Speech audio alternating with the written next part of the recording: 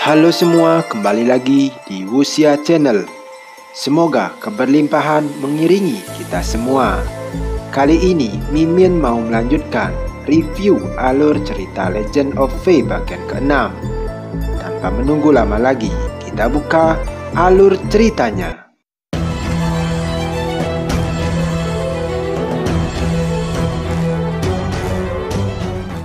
Akhirnya, Raja Naga menemukan tempat persembunyian mereka. Di lain sisi, Zhu Fei sudah menyelesaikan latihan jurusnya dengan Tuan Ji. Pertarungan pun terjadi di sana. Zhu Fei pun langsung menggunakan jurus yang diajarkan oleh Tuan Ji.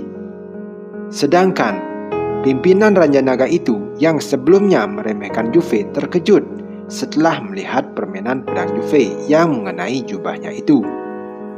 Dia pun marah dan mulai bersungguh-sungguh untuk menghabisi Zhu Fei. Di sisi lain, Tuan Ji sedang fokus melakukan teknik terlarang untuk membangkitkan inner power-nya. Di saat Zhu Fei kewalahan menghadapi Tuan Raja Naga, Tuan Ji yang sudah selesai membangkitkan inner power-nya lantas turun tangan menghadapi Tuan Raja Naga.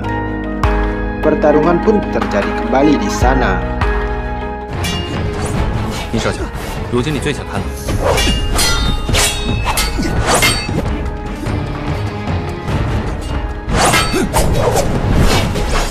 Tidak berselang lama, ketika Raja Naga kehilangan kewaspadaannya, Zhu Fei pun langsung menyelesaikan pertarungan itu dengan menghabisi nyawa Raja Naga. Kemudian, Tuan Ji pun terluka parah setelah pertarungan tadi, akibat dari penggunaan teknik terlarang itu. Sebelum napas terakhirnya, dia pun menyadari kesalahan-kesalahan yang telah lalu. 像几前辈这样的英雄难寻。前辈，刀是做事用的，不是做人用的。 Setelah pertarungan tadi, mereka pun beristirahat di sebuah gubuk yang berada di dekat sana. Di sini, untuk menghibur rekannya, Si Yun bercerita tentang kisah seorang prajurit yang dikhianati. Ternyata, dia menceritakan kisah dirinya sebagai putra mahkota yang dijadikannya tumbal kepada negara lawan. Dan dari kejadian itu, hampir saja merenggut nyawanya karena terkena anak panah beracun saat di medan perang. Untung saja berkat bantuan pamannya, racun itu berhasil disegel di dalam tubuhnya. Di lain sisi, Zhu Fei tiba-tiba terjatuh dan pingsan akibat dua naga dalamnya yang kembali tidak stabil setelah pertarungan tadi.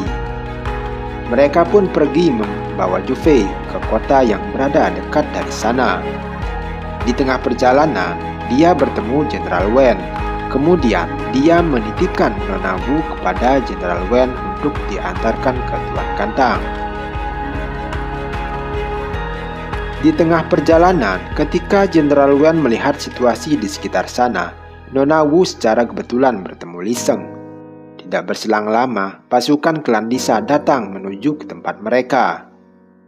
Dengan kecerdikannya, Li Sheng pun memainkan taktiknya untuk mengecoh para penjahat itu. Dia berpura-pura menjadi penduduk dekat sana yang terjatuh di dalam perangkap babi hutan. Mereka pun selamat dari jeratan penjahat itu. Tidak berselang lama, Jenderal Wen pun kembali ke sana menemui Nona Wu. Di sana, Nona Wu menceritakan kejadian tadi ke Jenderal Wen hingga dia berterima kasih kepada Li Sheng. Setelah itu, Tuan Wen berencana kembali ke perkemahan militer, sedangkan Li Sheng bersama Nona Wu berencana menuju ke kota Henyang. Adegan berganti ke Si Yun. Di sini, dia sudah berada di kota Henyang bersama Zhu Fei. Si Yun berencana menemui seseorang yang akan dimintainya mengobati luka dalam Zhu Fei. Di sini, dia menyamar sebagai kakek tua, ahli pembuat naskah cerita. Ceritanya, orang yang akan ditemuinya itu adalah kenalan lamanya yang suka membeli naskah cerita darinya. Tidak berselang lama, bawahan orang yang dicarinya itu menginterogasinya karena dianggapnya mencurigakan. dia pun gagal menemui orang itu dengan penyamarannya. Tetapi dia diam-diam mengikuti dua wanita tadi hingga ke tempat tinggalnya. Setelah kembali ke penginapan, dia menemui Juve lalu membawanya ke tempat kediaman orang yang dicarinya itu.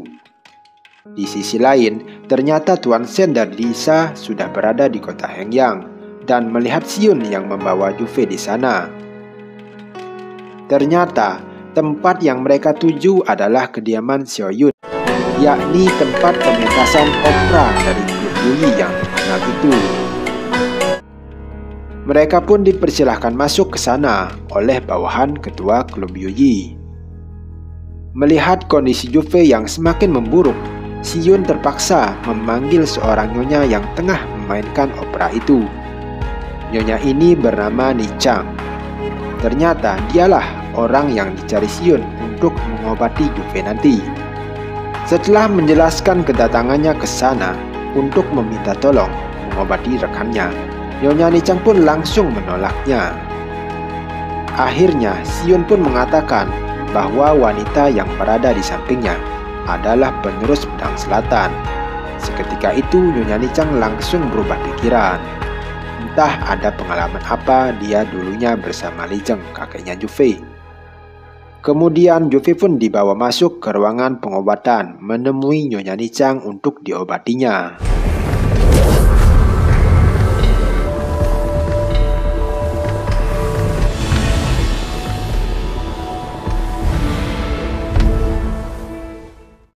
Tidak berselang lama, terdengar suara dari luar. Nyonya Ni Chang pun langsung menemuinya. Ternyata itu adalah Tuan Shen dari Disa. Dia pun tahu kalau Nyonya Ni Chang telah mengobati seseorang di dalam sana. Mungkin Tuan Shen dengan Nyonya Ni Chang pernah kenal sebelumnya. Tetapi yang dia cari ke sana bukanlah Juve yang berada di dalam sana, melainkan informasi keberadaan gelang Haitian, yakni salah satu barang berharga yang diperebutkan di dunia persilatan. Melihat murid-muridnya yang disandra oleh Disa, dia pun terpaksa mengatakan apa yang dia ketahui mengenai gelang Haitian. Dengan informasi yang diberikan Nyonya Ni Chang, kemudian Tuan Shen pun pergi meninggalkan tempat itu. Esok harinya, Xion menemui Juve yang sudah tersadarkan diri. Di sini dia mulai memberi perhatian lebih kepada Juve yang baru sembuh dari lukanya. Dari memberinya baju salin hingga membantu menyisir rambutnya Juve. 飞天记还是凌云记？弄成这样的，多麻烦。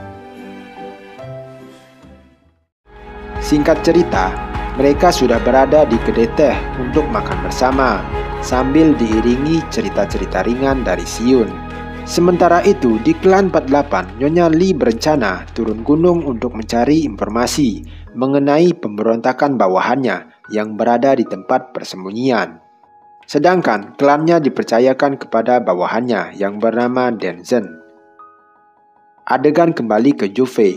Sebelum mereka meninggalkan tempat itu, di sini mereka sedang asyik mendengarkan sebuah cerita terkini yang beredar di kota Hengyang. Kisah seorang wanita penerus pedang selatan yang mengalahkan salah satu ketua Disa dan berhasil membunuh Raja Naga di pegunungan Heng. Xion pun langsung tertawa mendengar cerita itu sambil memandangi Juve. Ternyata itu adalah kisah mereka waktu sebelum tiba di kota Hengyang. Sementara itu, di tempat lain, Li Sheng sedang bermalam di sebuah hutan bersama Nona Wu. Di sini, mereka saling bertukar obrolan satu sama lain sambil memandangi bintang-bintang yang berada jauh di atas sana.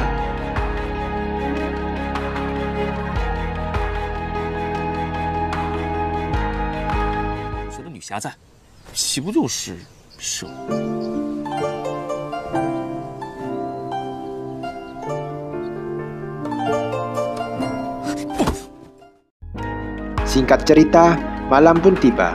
Tuan Ma dari klan 48 yang sebelumnya diutus untuk mencari keberadaan Juve serta yang lainnya sudah berada di kota Hengyang.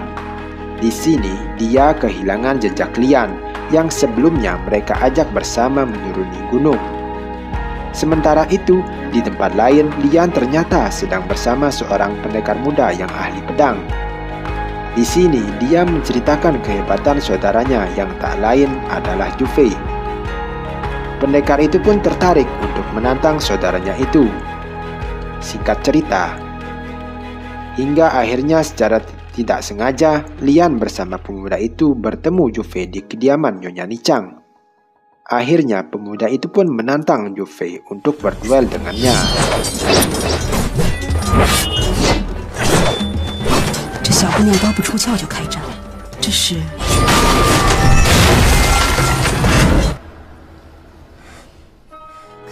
Setelah pertandingan selesai, Lian pun menemui Zhu Fei yang sudah lama dirindukannya itu. Sementara itu, Nyonya Nichang yang kagum setelah melihat permainan pedang Zhu Fei tadi, memanggil mereka untuk menemuinya. Di sini, Nyonya Nichang penasaran guru yang mengajari gadis itu. Zhu Fei pun mengatakan bahwa yang mengajarinya adalah ibunya sendiri. Seketika itu, Nyonya Nichang pun teringat dengan Li Zheng pada masa mudanya dulu.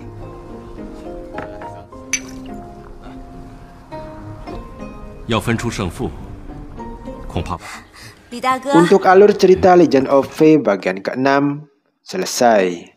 Sampai berjumpa kembali di bagian selanjutnya. Semoga hari-hari kalian menyenangkan.